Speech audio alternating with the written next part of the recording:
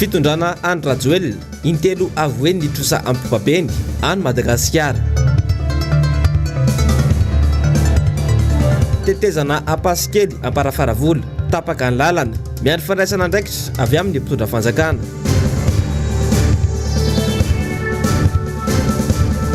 Tolom-panohitra hiakatra amin'ny paikady ambony kokoa.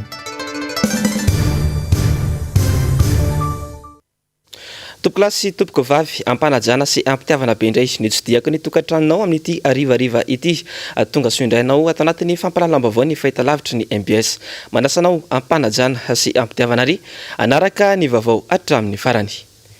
Ny vaovao trangam-piarahamonina avy hatrany ary no antsika misantatra ny fiarahana amin'ity ariva ity. Zaza mena vava iray no nariny reniny tany anaty ala ny valy Martsa lasa teo tao amin'ny commune Ambonivohitra Amparafaravola. Olona sendra nandalo no nahita ilay zaza ka nanatitra izany tany amin'ny tobim-pahasalamana izany. Ora vitsy sa teo arina nefa dia hitany reniny satria dia tsy sarotra ny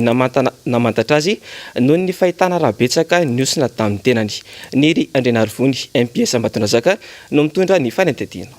Tranga tsy dia fahita firy no niseho tao amin'ny renivohitra ny distrika Amparafaravola ny valy Martsa lasa teo. Renim-pianakaviana ivoaeritreriny no navita nanarany menakineny tany anaty ala. Olona sendra nandalo no natsikaritra ilay zaza menavava ka nanatitra izany tenilivy ny toeram-pitsaboana ao Amparafaravola. Tao rena kelin'izay dia niezaka nanao ny fikaroana izay mety ho ren'ilay zaza ny fokon'olona manodidina ary tsy ela akory dia sarona ilay renim-pianakaviana. Niezaka nanday izy tany ampendohana saingy rehefa natao ny fanadihadiana rehetra dia naiky any ilay ramatoa fa zanany ity narina tany anaty ala ity. Fikaraom-baovao hafa indray moa nafantarana fa dia zaza tsy nirina ilay zaza ka natao izay analana azy saingy efa ary olona ka natahotra ilay renin-jaza nanao izany fanalan-jaza izany ka nanary ilay zaza menavava tany anaty ala.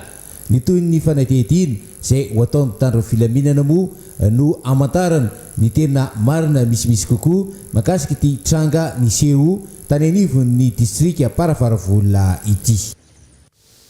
Fa anisany miara-miasa sy ny fampandrosoana maritra eo amina firenena iray ny filokolona ny lafiny tontolo iainana eto Madagasikara. Miroso amin'ny fahampotenana tsikelikely nefa izany raha ny eto Madagasikara manokana no resahana. No io anton'io indrindra no nisehany atrikasa fifampizarana sy fitadiavam-baolana ahafahana miaro sy mikolokolo ny tontolo iainana eto amintsika izay nandraisan'ireo sehatra tsy miankina sy fiarahasamonim-pirenena maro niaraka tamin'ny mpiara-mombonantoka anjara androany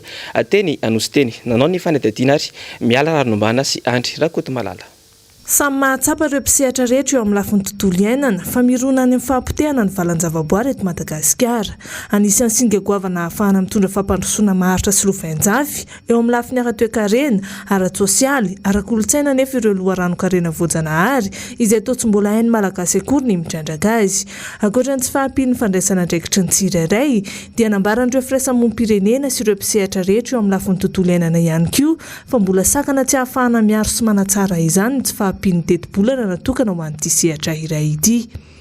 Raha ny fantatra mantsy dia latsaky ny iray isan-jato amin'ny teto-bola faobe foana ny teto-bola natokana ho an'ny tontolo iainana tao anatin'ny 30 taona izay. Nanao fiofanana araka ny voalaza teo ny cellule environnementale efapolo ary solitena amin'ny firaisamonim-pirenena 30 ny ofana momba ny atao hoe haitondra ara-tontolo iainana ny norme environnementale resaka plaidoyer koa sy ny ara-sosial tsy nisarahanay mihitsy hatramin'ny voalohany hatramin'ny farany satria izay ny hita tsy ampy zany ny environnementale sy ny social. Taloha izy amin'ny faharotan'ny ONE hoe environnement physique et social ny dikan'ilay environnement fa mila ho fantatry ny olona le izy izay no mahatonga anay hoe rehefa miresaka isika hoe variation environnementale stratégique dia nampiana hoe évaluation environnementale et sociale stratégique. Tsy saraka tsony zany ireo manomboka hatreto dia nitanjona andrano zany dia ny hanao haitaky misy afatra anankisivy nampitainay avy aty amin'ny firaisamonim-pirenena sy avy amin'ireo cellule environnementale ministère niaraka zany amin'ny zavatra tokony hatsaraina eto amin'ny firenena amin'ny lafiny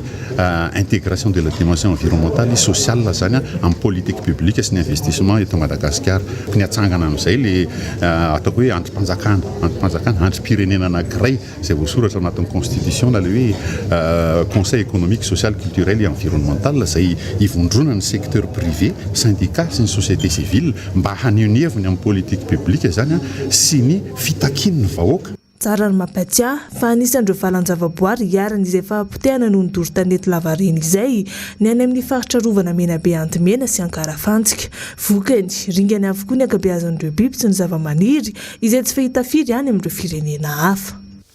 Eo amin'izay lafim-baovao izay hatrany dia nanantanteraka fambolekazo ny teo anivon'ny Université Antananarivo androany.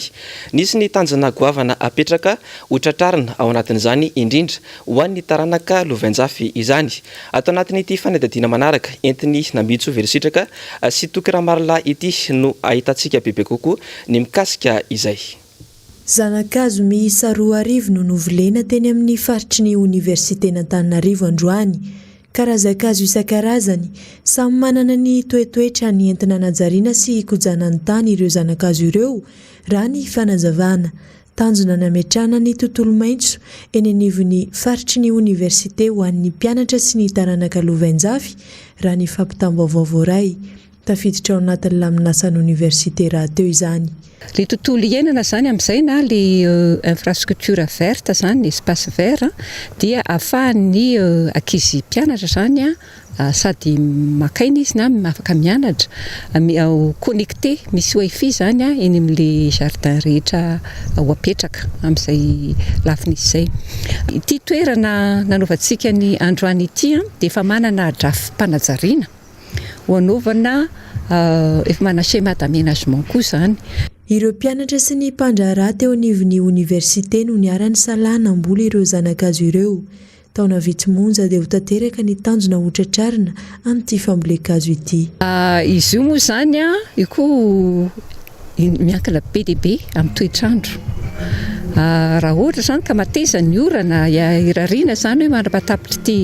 fahavaratra ity zany dia isisy ny orana dia afaka hitompo tsara zany zareo dia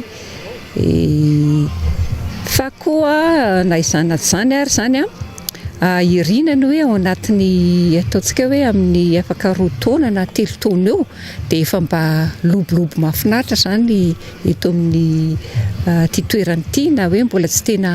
ala avo ary. Raha tsy ahivina, tafiditra ao anatin'ny Université Antananarivo ihany koa ny any Vodivorona, ny any Tasy sy ny any Soavinandriana izay mbola natanterahana fambolekazo toy ity notanterahana teny Ankatso androany ity ho hiatrany ny fanazavana.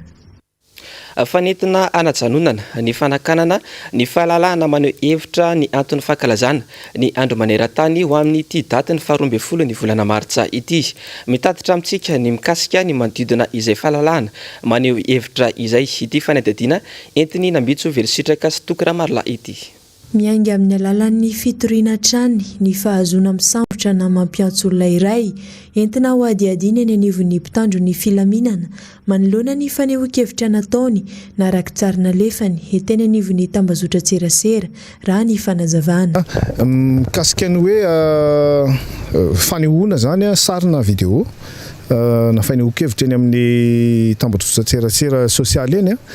mety hoe mahatonga ny fiantsona eny anivon'ny mpitandro filaminana mpanao famitorana dia anainana zany zavatra aseho anao eny ka misy mitory ianao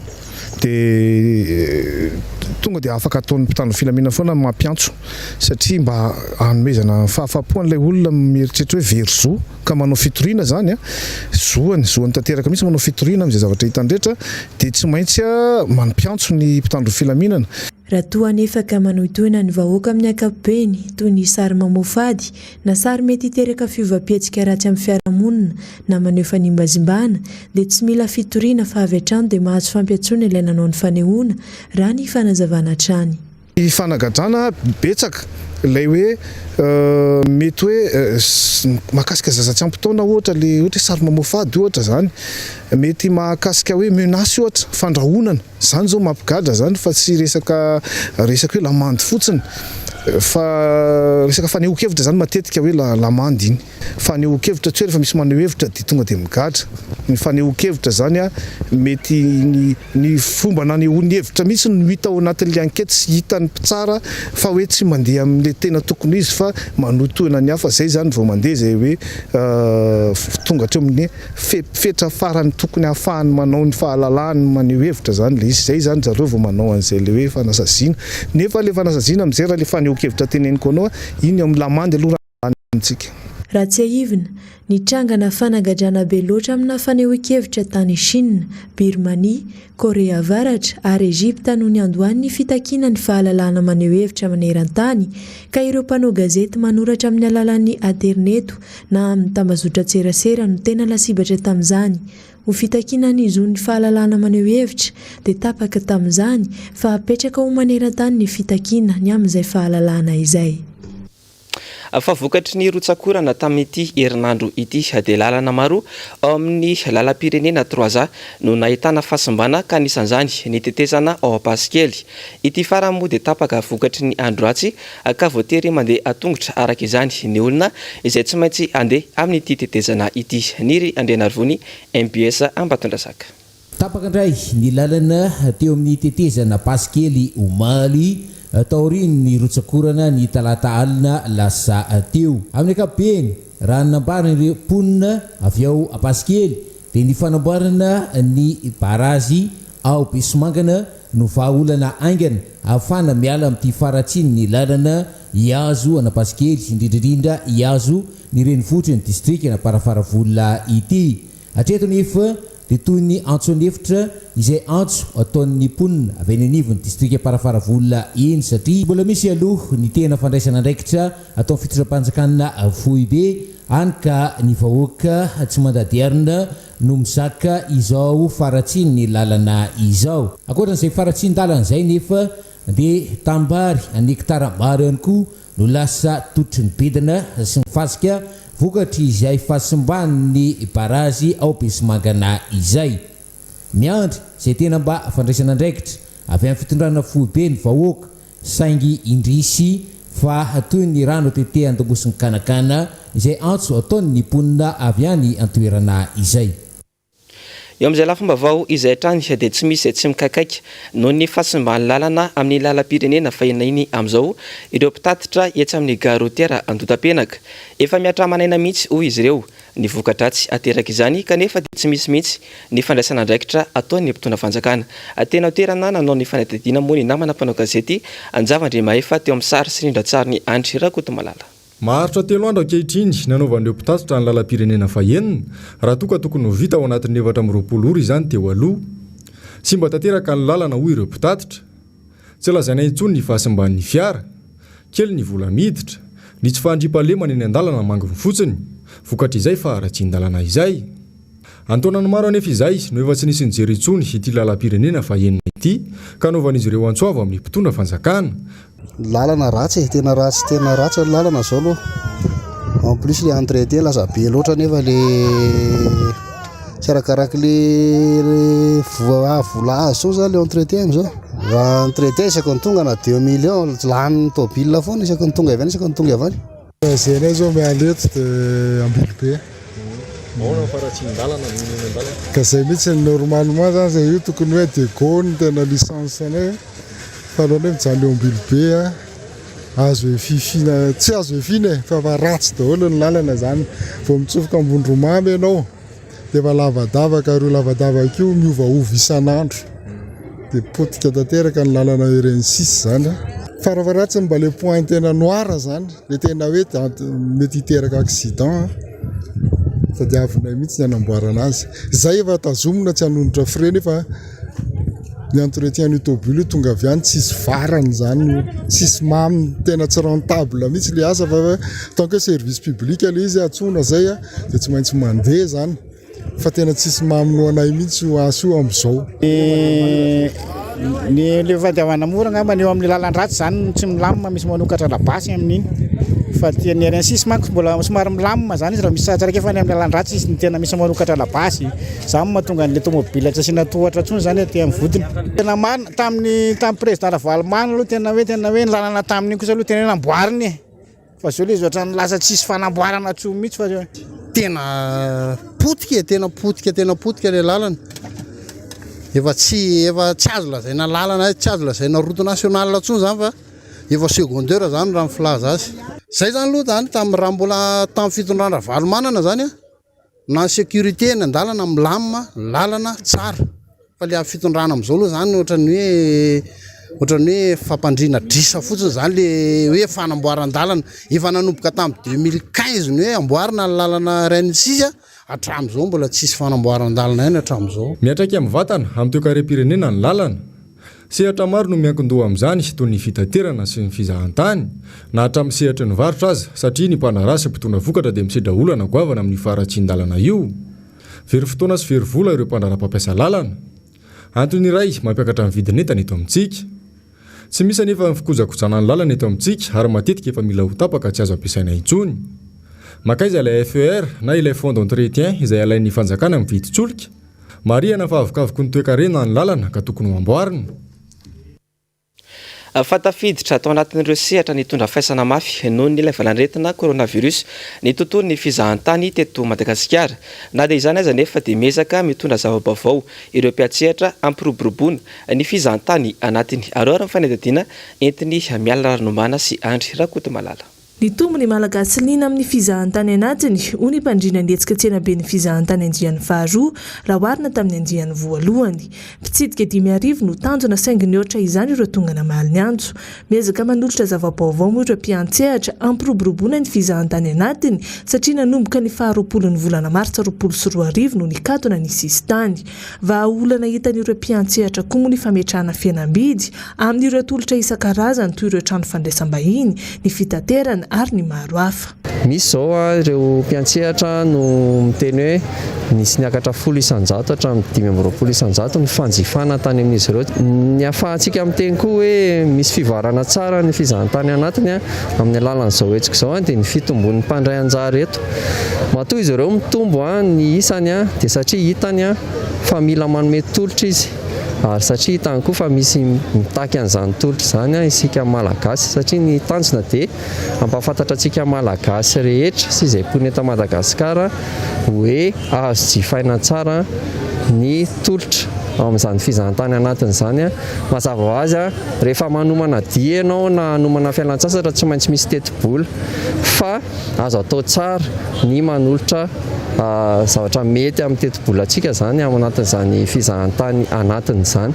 naneho ny fahavononana ireo mpandray anjara tamin'ity etsika ity fa hanohy ny tolotra misy fihenam-bidy satria hitan'izy ireo fa nampitombo ny fanjifana izany nambaran'ity tompon'andraikitra ity ihany koa fa miankina amin'ny fanjifan'ny malagasy no mampaharitra na tsy ny fizahantany anatiny ny hoe maharitra dia miankina amin'ny fanjifantsika azy ihany izay zany no anisan'ny fanentanana nataonay sy hamerenanay ny etsika ohatr'izao hoe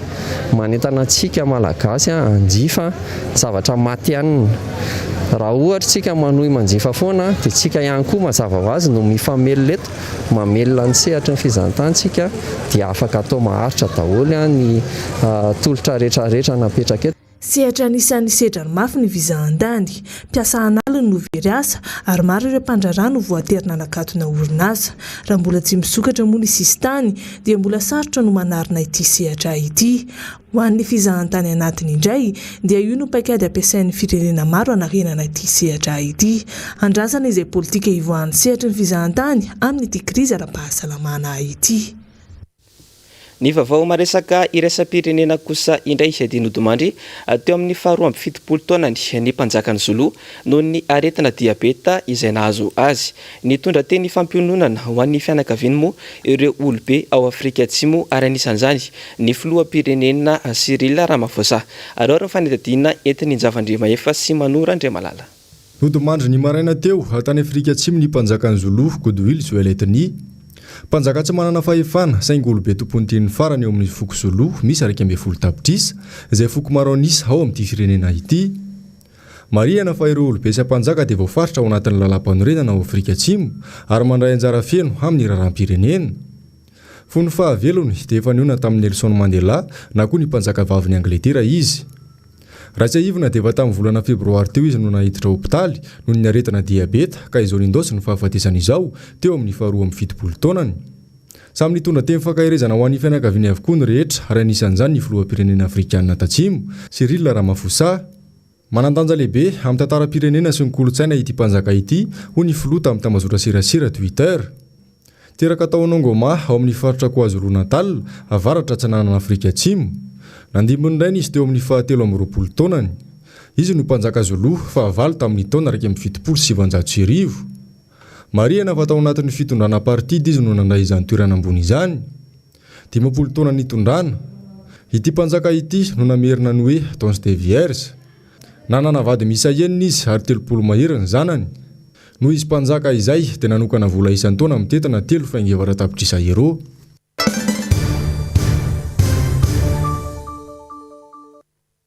Ny vaovao politika kosa indray dia manoloana ny resaka mandeha mikasika ny tolona izay ataon'ny mpanohitra amin'izao fotoana izao. Dia nanao fanambarana teny amin'ny fibe-toerany teny ampandrana teny androany ny avy amin'ny rodiben'ny mpanohitra ho an'ny demokrasia eto Madagasikara na ny RMDM izany androany. Ary ny fanadihadiana entin'ny Jessica Miray sy Mathieu Prince. Vitiny tatitra ny solombavambahoaka ny sabotsena Martsa lasa teo tetsy amin'ny Magro Tanjombato. Na dia teo aza ny fanakanana sy antso izay maro isan-karazany. Tsy inona nefa ny farany tolona. Raha ny atao anatin'ny 2 andro izahay ny fandarana miara-manonja dia tsy midika ho fiafarany tolona ihany koa. Tanjona hatrany am-boalohany ny hanohitra ny jadona saingy ny paikadony ny ova. Ary mbola manome toky ny vahoaka malagasy izahay fa ny tolona izay ataontsika dia tsy mijanona raha tsy tratra ny tanjo.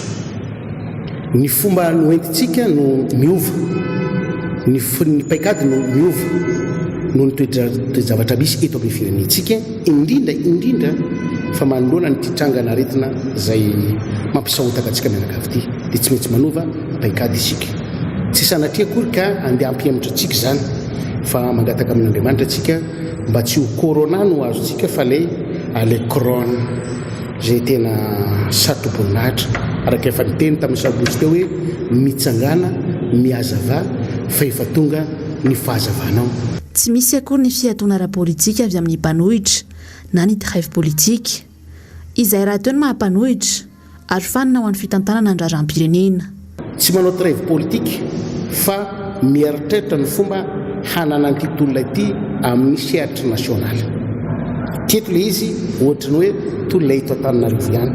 fa andaotsika hijery azy ho tolon'ny Madagasikara ray manontolo ao anatin'ny fanomanana an'izay tsika ny hanaovana tolona ho an'ny Madagasikara iray manontolo mba tsy ilazan'ny olona hoe 5%, 6% na 2% na 1% tsy mampaninona fa rehefa any Malagasy ray manontolo ny tolona dia samy tompona andraikitra ny faritra tsirairay avy. Arak'izany mitony tolona amin'jadona ho ny rodiben'ny mpanohitra ho an'ny demokrasia eto Madagasikara. Fa mitohy hatrany ny fitokanana fotodrafitrasa ataon'ny mpitondra fanjakana ankehitriny. Mitohy hatrany ihany koa arak'izany ny findramam-bola etsy ankelan'izay. Mifanaraka marina amin'ny filany vahoaka ve nefa izany rehetra izany. Mamaly amintsika izay fanontaniana izay ity fanadihadiana entin'ny Jessica Miray sy Mathieu Prince ity. Nanamarika ity fiantomboan'ny herinandro ity ny fitokanana fotodrafitrasa nataon'ny fitondrana tany Antsiranana. Teo ihany koa ny fifanaovantsony findramam-bola mitentana 50,000 tapitrisa dollara avy amin'ny banky iraisam-pirenena. Tsara aloha ny manamarika fa findramam-bola izy iny fa tsy omena fotsiny akory. Fantarana nefa fa ity fitondrana ity no nampibabitrosa betsaka indrindra ny Madagasikara tao anatin'izay fitantanana indrony fanesy izay. Nandritra ny fitondrana rajonary mampianina mantsy ny trosa vola 4,7 miliara ariary isan-taona ny fanjakana malagasy. Tamin'ity fitondrana ity anefa mitrosa vola 7,7 faingo 3,7 miliara ariary isan-taona ny fanjakana. Izany hoe avy telo enbe izao. Dia mipetraka ary ny fanontaniana. Natao inona avokoa ireo vola be indrindra amin'ireo? Ny paka tamintsika vahoaka tokoa ve? Araky ny efa nambaranay sombavambahoaka hatramin'izay, indrindra natao anatin'ny fampandaniana ny ireny teti-bola-panjakana ireny ary ny hoe fiahiahinay ny fibaben'ny malagasy trosa be loatra eto amin'ny tany sy ny firenena ka mahatonga anay tsy nakato an'ireny teti-bola-panjakana ireny. ny famatsim-bola ihany koa izay omen'ny banque mondiale dia makany amin'ny resaka fiahina ara-tsosialy midika zany fa ny maha olona sisa mijeren'ireny mpamatsy vola ireny ho antsika malagasy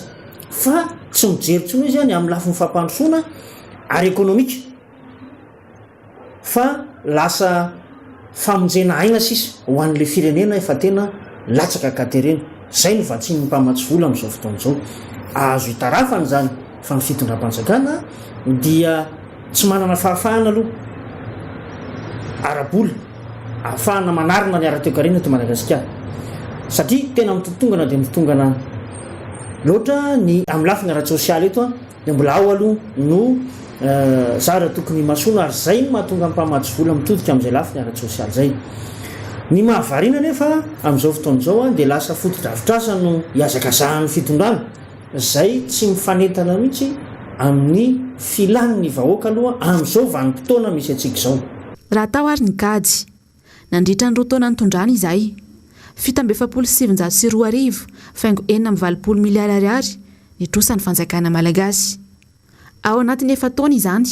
mihoatra ny 705 miliary ariary be izao no alohantsika raha ireo ankamaroa ny fanapahan-kevitra no raisin'ny fitondrana aloha jerena dia tsy misy fiantraikany mivantana amin'ny sosialim-bahoaka izany tsy misy hatreto ny mety ampiakatra ny fahefa-mividin'ny vahoaka malagasy na ampiena ny vidiny entana eny an-tsena na koa ampiena ny vola lohan'ireo marary eny amin'ny hopitalim-panjakana tsy resahiny intsony ny delestazy sy ny fahatapahan-drano izay mbola mampitaraina ny mponina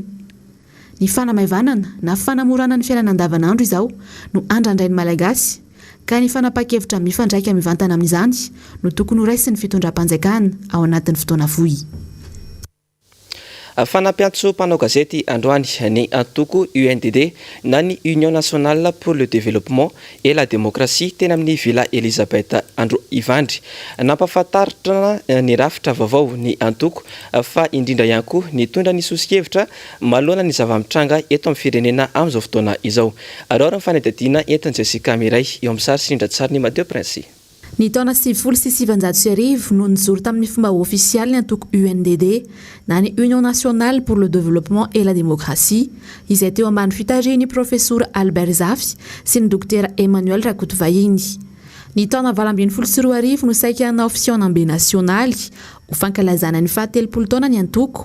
saingy noho ny vona niatra tamin'izy ireo dia tsy tontosany fionana mbola mijoro ny antoko hatramin'izao ka nanao valandresaka ho an'ny mpanao gazety androany nampahafantatra ny rafitra vaovao ny antoko sy nitondra ny fomba fijeriny mikasika ny raharaham-pirenena ankehitriny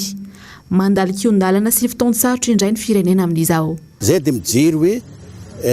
le zavatra ienan'ny vahoaka malagasy amin'izao fotoana izao mijaly ny vahoaka malagasy izy tsy eto fotsiny fa eran'ny Madagasikara ka ho anay zany ny politika anay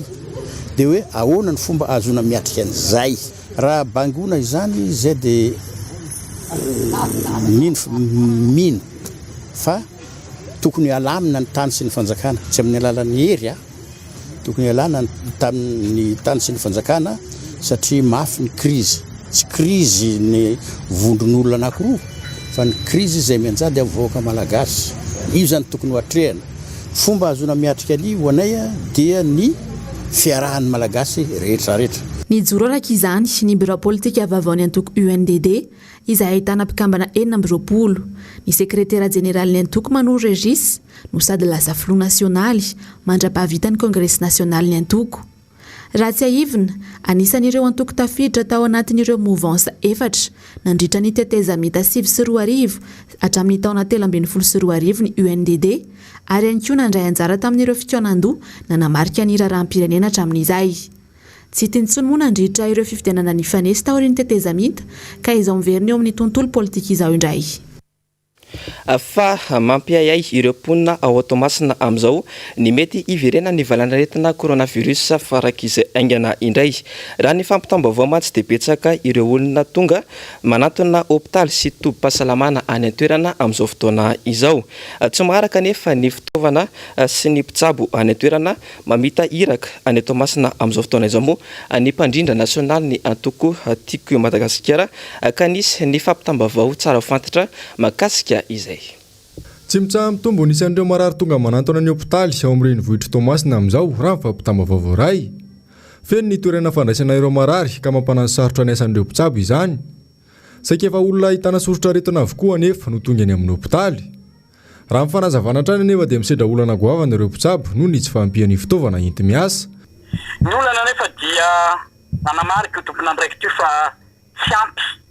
raha tsy lazana mihitsy hoe tsy misy ny oxygène satria simba ny extracteur d'oxygène amin'ireo toeran'ireo ka manahirana tokoa ny fitsaboana sy ny fiatrehan'ireo marary izay tonga manantona ny toeram-pitsaboana ao anatin'izay forme grave izay. Manampitrotraka an'izany ihany koa araka ny voalazany TVC ny EPI na ny fitaovana fiarovatena ho an'ireo mpitsabo sy ny mpitsabo mpanampy. Manahirana tokoa araka ny voalaza satria dia efa tsy mitsaha mitombo izany firongatry ny aretina izany ary tsy afenina fa efa misy ny maty ary tsy afenina fa fianakaviana akaiky mihitsy moa izany raha tenako manokana no nisy namon'ny ainy no maly ary dia voaporofo fa dia valanaretina Covid-19 nafaty azy ary dia tsy maintsy nokarakaraina araka ny fomba ara-pahasalamana moa izany dia tsy maintsy nandevena anazy amin'ny fomba faran'izay aingana. Ary ny test moa araka ny voalazany dia ny PCR amin'ny alalan'ny gene expert reny dia vitsy dia vitsy ihany koa ny azo atao satria betsaka ireo tonga hanao an'izay fitiliana izay kanefa ny fitaovana entina manao fitiliana moa tsy ampy ka dia nanentana ny olona moa ireo mpitsabo rehefa misy an'ireny fambara satria amin'ity valanaretina vaovao ity araka ny voalazany dia mahery vaika kokoa ny fisehony ohatra ilay aretina teo aloha satria na areti-kibo raha ho zezany mahazo an'ilay olona dia tsy voafehitra intsony na valanaretina Covid ny mahazo azy ary rehefa manao test indraindray dia manao fitiliana dia mahita an'izay hoe positif. Ny serisery sy ny koakoaka moa izany dia efa iren'ny fambara efa nazatra tamin'izay. Fa mbola manao hainy ilay fanentanana moa izany ireo mpitsabo ny hoe tsy tokony salasanana raha vao misy fambara ka mety manontona satria dia mahery vaika ary mamono tokoa tia valanaretina Covid-19 tia amin'ity endriny vaovao izay isehoany tia. Raha mifampitambavao hatrany, maro amin'ireo vahoaka any an-toerana no tsy miraika amin'ny fihapitra ara-pahasalamana toy ny tsy fanaovana arivava. Tsy ampy raha teo ny fanentanana hoy hatrany ny fanazavana ka ina ny mety hiverenan'ny aretina faran'izay aingana. Vitsy ihany koa anefa ireo fitaovana entina manao fitiliana ny an-toerana. Malaina amin'ny asany rahateo ireo mpitsabo mpanampy noho ny andamin'ity de risque sy ny réquisition izay mbola tsy azon'izy ireo hatramin'izao. Iny vaovao avy an-Tomasiny ary tompoko lasy sy tompoko vavy noentiko manakatana ny fampirahalamba-bao tamin'ity androany ity hisoraka ianao nanaraka izany hatramin'ny farany hisorana ihany koa ny teknisiana sy ny mpanao gazety niara-ny salana natotosa izao fampirahalamba-bao izao mametraka ny veloma ho manaraka indray ry tompoko lasy sy tompoko vavy.